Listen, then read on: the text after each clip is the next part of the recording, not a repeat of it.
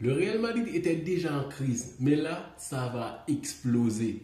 Contre l'Atlético de Madrid, il n'y a pas de match d'erreur. Le Real Madrid doit gagner, surtout, ils sont au Bernabéu, mais là, franchement, c'est grave. L'Atlético est une équipe qui est toujours plus dangereuse contre le Real que contre le Barça. Pourtant, cette saison, ils ont lâché une victoire et fait match nul, 4-4. L'équipe Hansi Flick, frère, l'équipe qui tue en Espagne. Donc, l'Atlético a évolué avec un joueur clé, Julián Alvarez. Imagine une équipe qui part en contre-attaque et c'est souvent leur style de jeu, mais qui a un attaquant qui peut conserver le ballon.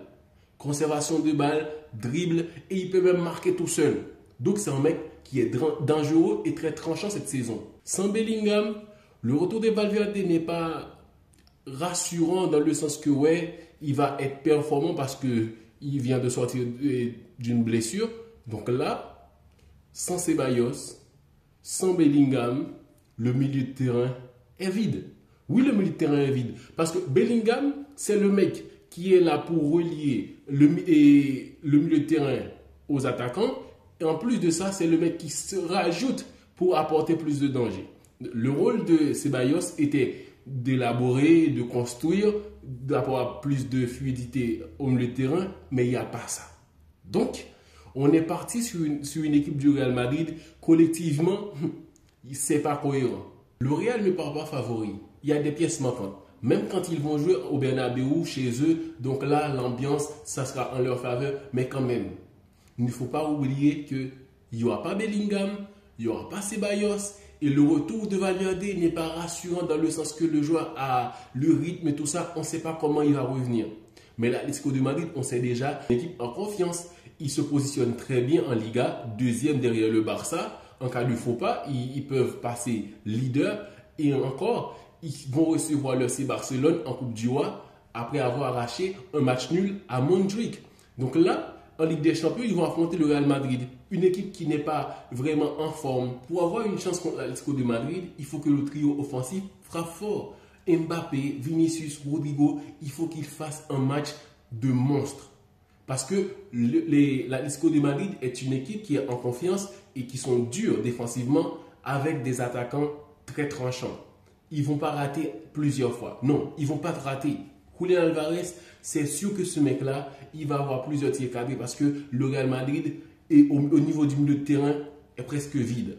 Avoir Modric, c'est bien parce qu'il y a de l'expérience, il y a aussi la justesse technique et tout ça. Mais physiquement, s'il ne fait pas l'affaire contre des épaules et tout ça. Donc, avoir Camavinga. Camavinga n'est pas au bon niveau. Avoir Tchouaméni. Tchouaméni en tant que milieu défensif, ce n'était pas le top. Mais quand même, il joue très bien. Mais en fait, il y a trop d'enjeux pour cette rencontre. En cas de défaite du Real Madrid, c'est presque la saison blanche. Encore pire, on croyait que le Real Madrid allait être une équipe inarrêtable avec Mbappé. Pourtant, on est en train d'observer l'équipe la plus faible depuis ces dernières années qu'on n'a jamais vue. Une équipe qui n'est pas cohérente, une équipe qui a beaucoup trop de lacunes. Donc, l'Atlético de Madrid, pour eux, c'est prenable. Pourtant, sur papier, c'est une équipe très redoutable. On s'imaginait des défenses qui pouvaient arrêter Vinicius, Mbappé, Rodrigo. Mais aujourd'hui, il n'y a pas les résultats. Donc, c'est une déception. Sans oublier qu'en cas de défaite, ils vont plonger encore plus dans la crise. Il n'y a pas de marge d'erreur. Donc la pression est à full sur les merengues. Quel sera le résultat? On ne sait pas encore. C'est le moment où jamais le trio offensif doit frapper fort. Le Real Madrid a besoin de marquer beaucoup de buts. C'est une équipe qui peut encaisser parce qu'au milieu de terrain, il n'y a pas Bellingham. Que jouer contre l'Atlético de Madrid, il faut avoir des joueurs très physiques ou très très techniques parce qu'ils vont jouer bas et partir en contre-attaque. Une équipe qui va te fatiguer, même quand tu as le ballon, avec des pressings très hauts, parce qu'on a vu ça contre le Barça. S'ils l'ont fait contre le Barça, ça va être encore pire contre le Real Madrid. Donc, quand tu n'as pas Valverde qui est en forme, et Bellingham au milieu de terrain, et là, franchement, le Real est en difficulté. Sur le banc, il y a qui? Arda Güler, Hendrick. Et franchement, j'ai peur pour le Real Madrid.